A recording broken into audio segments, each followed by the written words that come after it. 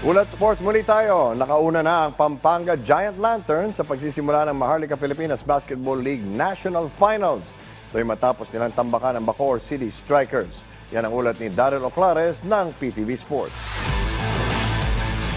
Pinatumba ng Pampanga Giant Lanterns ang Bacoor City Strikers 71-58 para makuha ang Game 1 ng Maharlika Pilipinas Basketball League National Finals sa Brenzigiao Convention Center sa San Fernando, Pampanga. Maagang naging lemado ang Giant Lanterns na agad bumuhos ng 21 points sa unang quarter at nilimitahan lamang ang Strikers sa 7 puntos. Humabol pa ang Bacoor at napababa pa sa 5 ang kalamangan sa unang bahagi ng third quarter, pero agad na nagpakawala ng 14-4 run ang home team para umangat ng 15 at tuluyang makuha ang panalo.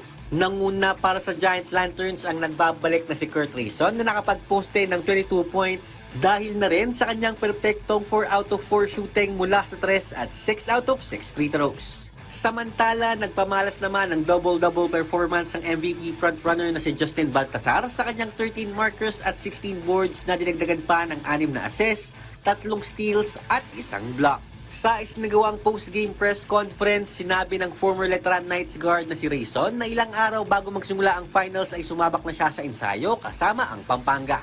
So far naman, yung past 3 days before the game 1, pumunta na ako dito, tinawagan na ako ni Gob na sumabay na ako sa ensayo para mapakiramdaman ko yung mga kasama ko ulit kasi matagal ko silang di nakasama, hindi ko nakahalubilo. So yun, tsaka inamoy ko yung convention, kinuha ko yung rhythm ko, nag-shooting ako 3 araw, kaya yun, lumabas naman, nagbunga naman lahat.